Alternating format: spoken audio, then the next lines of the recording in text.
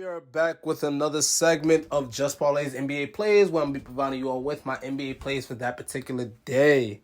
So I usually break down my plays into three different categories: my definites, my shoulds, my coulds. My definites are bets that I definitely think will happen. My should bets are, bets that I think will happen, but I'm a little less confident in. And my coulds are, more of my riskier bets that I think could happen, but I wouldn't put too much stake in it. However, I do think I see something there.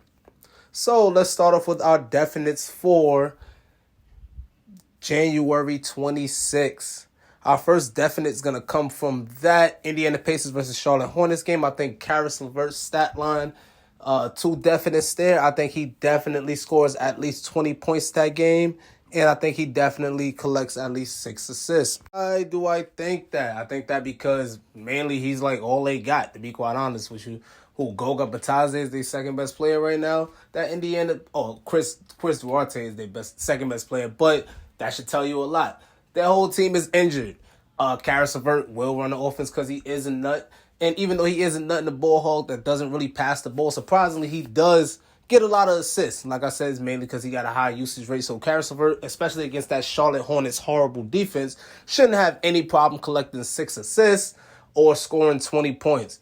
And let's just throw on 2 3-pointers there, too, because Caris LeVert will make some threes, even though his jump shot looks a little weird. Looks like he shoots the ball a lot harder than he does, but it goes in. So I think Caris LeVert gets 2 threes, 20 points, and at least 6 assists.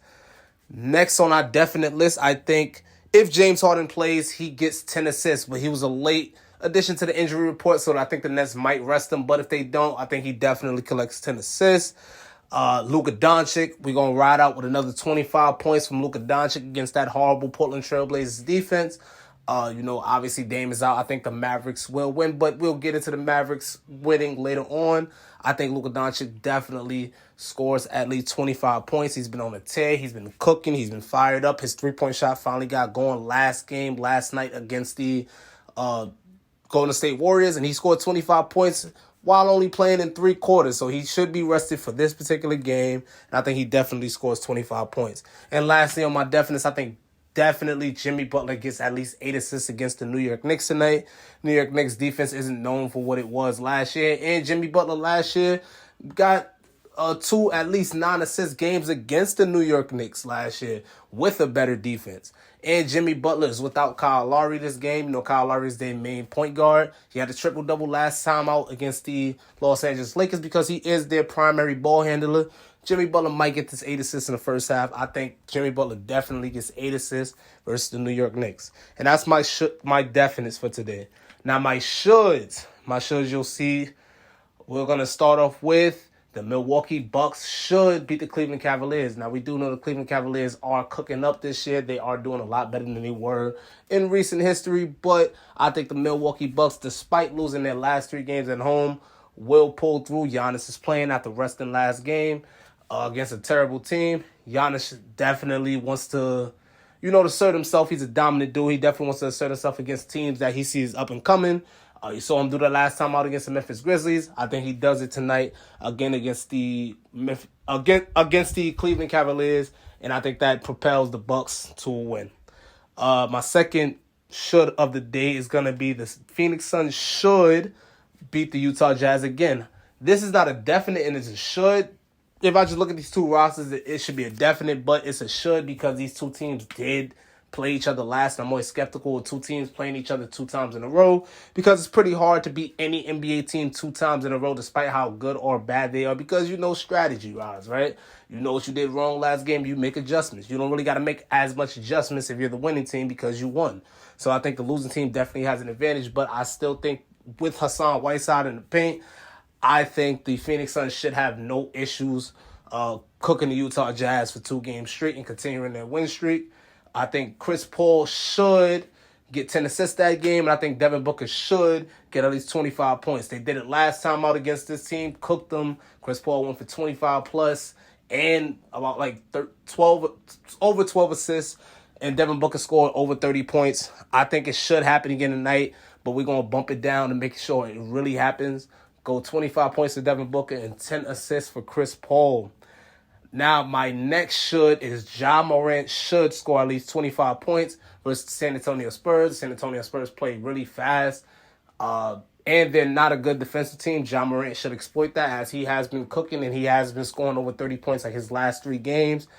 He leads the league. Well, he's one of the leaders, if not the leader, in paint points this year, even though he's a guard. I think he should have no problem getting to that Spurs interior defense, as most NBA players have this particular season, and score at least 25 points. I feel like I'm actually underselling it by going with 25, but hey, we go for wins and not payouts. I think 25 is a definitive win right here.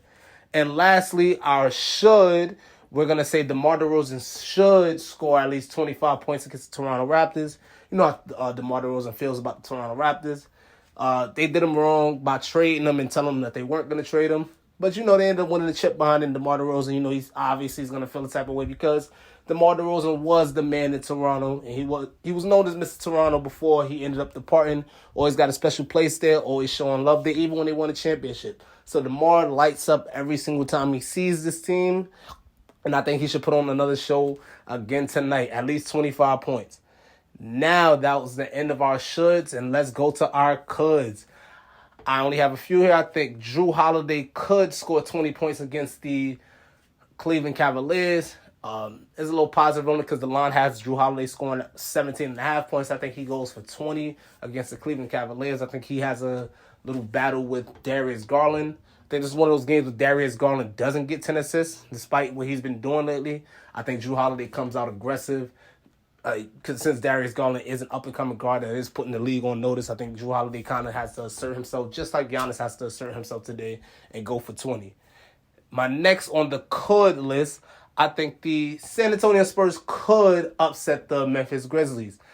This is really contingent on whether or not Desmond Bane plays tonight. Now, Desmond Bane, I feel like the Memphis Grizzlies recent skid, even though they are trading wins and losses instead of consistently winning, I think it's really in large part due to Desmond Bane's absence. People don't realize how important he is to that team, even though he is a rookie. Ja Morant is cooking, but Desmond Bane is an unsung hero and that second punch of the team. It's not necessarily Jaren Jackson, it's really him. He's that second punch, second force of that team, and I think that's part of the reason why they're having a little skid right now. He's questionable coming into tonight. If he doesn't play, I think the San Antonio Spurs have a great chance of upsetting the Memphis Grizzlies, just beating them while they're down. And my last could of tonight is going to be, it's really contingent on whether or not James Harden plays. But if James Harden plays, I think the Nets could upset the Denver Nuggets. Then the Nets could upset the Denver Nuggets mainly because the Denver Nuggets, they be battling with like the worst teams. Look, they just went toe-to-toe with the Pistons on like back-to-back games. Pistons are one of the worst teams in the NBA, if not the worst team in the NBA. There's no reason why you're going back and forth with them. Close finishes and to where the Pistons could actually beat you. Kate Cunningham having a career high on you. I don't think the Denver Nuggets are that great of a team right now, but they do have Nikola Jokic. So it's like pretty much a one-man team running them. Same thing with the Brooklyn Nets. Brooklyn Nets don't have Kyrie or KD. If James Harden plays, that's a one-man show right there. So we just having a bout of the one-man shows. The Brooklyn Nets have won the last, I think, 3 or so matchups against the Denver Nuggets. I like my chances going with the Brooklyn Nets beating the Denver Nuggets, mainly because the Denver Nuggets, they leave a lot of food on their plate and give a lot of bad teams opportunities to win. Not saying the Nets are a bad team, even with just James Harden, but obviously they are hurt and are depleted. I think the Denver Nuggets don't necessarily capitalize on that if James Harden plays. And that is JusParlay's NBA plays for January 26, 2022.